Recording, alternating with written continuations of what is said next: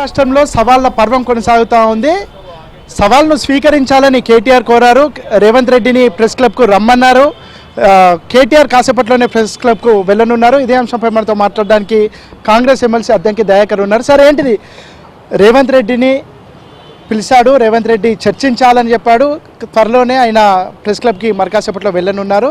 రేవంత్ రెడ్డి వస్తే తనతో చర్చిస్తాను, గతంలో జరిగినటువంటి పాలన కానీ ప్రభుత్వం వచ్చిన తర్వాత జరిగినటువంటి పాలన పైన చర్చించడానికి తను సిద్ధమని చెప్పాడు.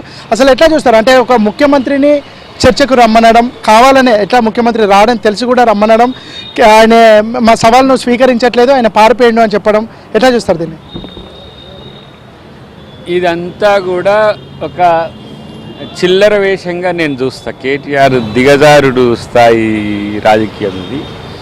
ప్రత్యేకించి ఏంటంటే తను కూడా ఎమ్మెల్యేనే.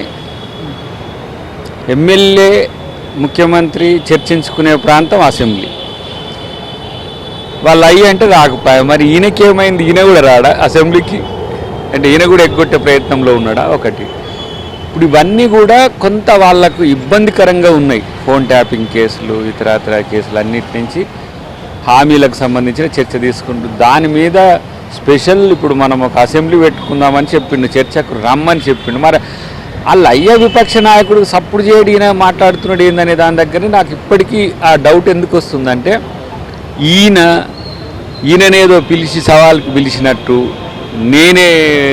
నేను ముందున్నా అని చెప్పినట్టు చెప్పడం అనేది కొంచెం హాస్యాస్పదంగా ఉన్నది. కాబట్టి ఏదో బస్తీ మీద సవాలని కొడితే నిన్ను ఎవరు పట్టించుకోరనే విషయం కూడా తెలుసుకుంటే మంచిదని కేటీఆర్కి ఒక హితం. అసెంబ్లీలో డెఫినెట్గా మీ అయ్యని తీసుకొని రా, నువ్వు కాదు. అంటే స్థాయికి సంబంధించిన చర్చ ప్రధానంగా నడుస్తూ ఉంది. కేసీఆర్ స్థాయికి రేవంత్ రెడ్డి సరిపోడు, మేము సరిపోతాం అనే విషయాన్ని చెప్తున్నాం. అసలు స్థాయి అంటే ఏంటిది? కేసీఆర్ ఇప్పుడు ఏంటిది? కేసీఆర్ ఇప్పుడు ఏంటిది మీకు తెలిసి? అపోజిషన్ లీడరే కదా. మరి కేసీఆర్ స్థాయి పెద్దదా, రేవంత్ రెడ్డి స్థాయి పెద్దదా? ఇలా ముఖ్యమంత్రి అంటే ఇలాంటి ఒక పనికిరాని చెత్త కామెంట్లతో పరువు తీసుకుంటున్నాడు కేటీఆర్. ఇలా ప్రతి ఒక్క దాంట్లో ఇలాంటి ఒక ఏమంటాము, ఒక చేతగాని మాటలు మాట్లాడు, ఆయన స్థాయికి మించి మాటలు మాట్లాడు. ఇలా కేసీఆర్ విపక్ష నాయకుడు ఇలా అసెంబ్లీకే రావట్లేడు. ఫస్ట్ ఆయన స్థాయి ఏందో ఫస్ట్ చూసుకోమన్నా, పక్కన పెడదాం. ఇలా ముఖ్యమంత్రి గొప్పనా లేకపోతే విపక్ష నాయకుడు గొప్పనా అనేది మరి ఆ మాత్రం ఇంగిత జ్ఞానం కూడా లేని కేటీఆర్ను మనం ఇప్పుడు ఏమనాలంటే, అందుకనే చెప్పిన కొంచెం ఎవరన్నా చూపిస్తే మంచిది, మెంటల్ హాస్పిటల్లో మనోని స్థాయి తెలిసిపోతుంది. ఇప్పటికైనా ఇలాంటి దిగజారుడు స్థాయి మాటలు మాట్లాడడం వల్లనే మరింత రెచ్చగొట్టే ధోరణి వల్లనే పట్టించుకోకుండా వదిలేస్తున్నాం మేము. ఎందుకంటే గిట్లనే ఏదో టైంపాస్కి చేసే పని తప్పితే వేరే ఒకటి ఉండదు. నీకు మీ అయ్యకు ఇద్దరికి దమ్ము ఉంటే రండి, అసెంబ్లీకి రండి, అసెంబ్లీనే మాట్లాడుకుందాం. అసెంబ్లీలో ప్రతి ఒక్క అంశం మీద కూలంకుషంగా చేసిన హామీల మీద కాదు, నెరవేర్చిన హామీల మీద కాదు, ఇంకా మీరు ఏం మాటలు ఉన్నా కూడా అసెంబ్లీలో మాట్లాడుకుందాం. అసెంబ్లీ వేదికగా వస్తే మీ అయ్యని తీసుకొని వస్తే నువ్వు దమ్మును అని తప్పితే సేల్ తప్పినని అనుకుంటావు. ముఖ్యమంత్రులు రారని తెలిసి కూడా ముఖ్యమంత్రికి సవాళ్ళు విసిరడం, ముఖ్యమంత్రి రాకపోతే ఆయన తూకమడిచి జారిపోయిండు, తప్పించుకున్నాడని చెప్పడం అసలు ఏంటి? ఇదంతా చూస్తే జోక్. ఇప్పుడు ఈయన సవాల్ని స్వీకరించింది ఎవరు, వస్తానది ఎవరు? ఆయనే ఆడుకొని పోతున్న పరిస్థితి ఉన్నది. దాని గురించి మనం ఇంక ఏంది మాట్లాడాల్సిన అవసరం కూడా ఉండదు. బట్ ఇప్పుడు ఒక డేట్ ఏమైనా ఫిక్స్ చేసి నీకు ఎవరైనా చెప్పిండ్రా? నీ అంతటా నువ్వే అనుకొని, నువ్వే పెట్టుకొని, నువ్వే వచ్చి నువ్వే వెళ్ళిపోతావు. నిన్ను ఎవరు పట్టించుకుంటారు? అదే అంటున్నా. ఇంకొకటి, నిజంగా ప్రజల సమస్యల మీద చిత్తశుద్ధి ఉన్నోడు ఇట్లాంటి చీప్ టాక్టిక్స్ ప్లే చేయడు. ఇలా ఇంత మంచి అవకాశం నీకు ముఖ్యమంత్రి గారు ఇచ్చిండ్రు, నువ్వు మాట్లాడుతున్నావు, ఏదో మీ బావ మాట్లాడుతున్నాడు, కానీ మీ అయ్యను కూడా తీసుకొని వస్తే మీకు అందరికీ ఇంకా బలం కదా. అంటే ఏమైనా డిఫరెన్స్ ఆఫ్ ఒపీనియన్ ఉందా సార్ కేసీఆర్కి కేటీఆర్ వీళ్ళ మధ్యలో? ఇప్పుడు డిఫరెన్స్ ఆఫ్ ఒపీనియన్ అనే దానికంటే కూడా ఎవరు కేసీఆర్ తర్వాత అనేది వాళ్ళిద్దరి మధ్యన ఉన్నది. ఈ టైంలోనే, లీన్ టైంలోనే, మా డాడీ రాని టైంలోనే నేను నెంబర్ 1 కావాలని ఆయన కొట్లాడుతుండే. ఆ పక్కన మళ్ళీ వాళ్ళ చెల్లి వచ్చింది. ఇప్పుడు నేను ఉన్నా అని చెప్పి ఇప్పటికి మరి వారు టీఆర్ఎస్లో ఉన్నట్టో లేనట్టో నాకు తెలుస్తలేదు. కానీ ఇలా వాళ్ళ మధ్యన పోటీ వాళ్ళు కొట్లాడుకుంటారు. కాంగ్రెస్ పార్టీకో కాంగ్రెస్ ప్రభుత్వానికో సంబంధం ఏందనేది ఒక చర్చ.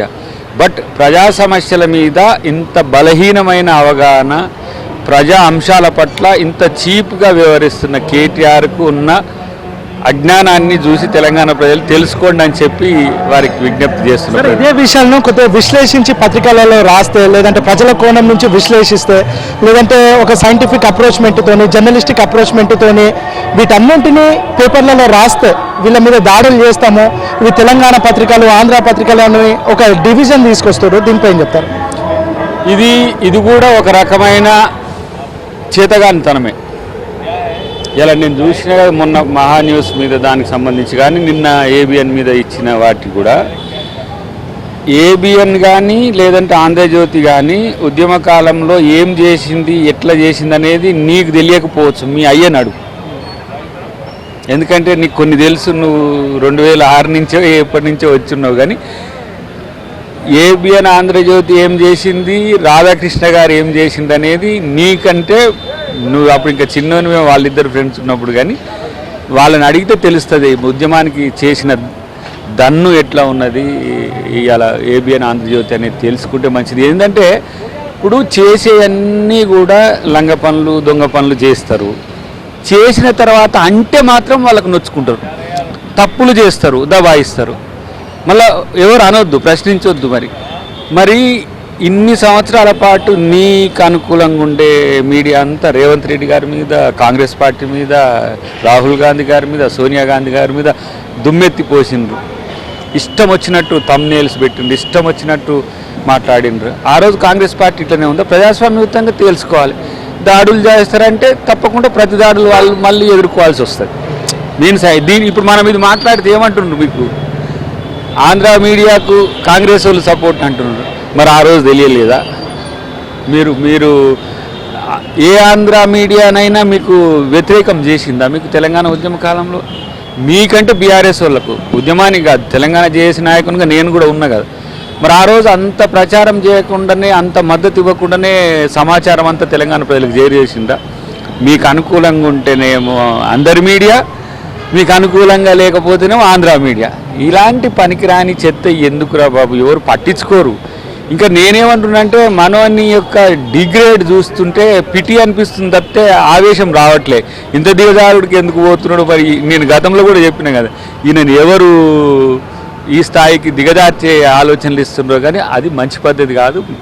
మీడియా అంటే అందరి మీడియా, అన్ని ప్రాంతాలకు సమమైన ఇచ్చిన మీడియానే. కాబట్టి ఇప్పటికైనా ఎవరైతే గుడ్డిగా వీళ్ళని నమ్మి గతంలో పూర్తి సపోర్ట్ చేసిన మీడియా ఎవరన్నా ఉంటే ఆత్మపరిశీలన చేసుకోండి. ప్రజాస్వామ్యయుతంగా ఉండడం అనేది మీడియా లక్షణం. ఇప్పుడు అట్లా అనుకుంటే మరి ఇండియా మీడియా ఉన్నది, వాళ్ళనేమంటాడు? ఇంగ్లీష్ మీడియా, హిందీ మీడియా ఉన్నది, వాళ్ళనేమంటాడు? వాళ్ళు కూడా వేస్తారు కదా, మరి వాళ్ళని అంటాడు అట్లా.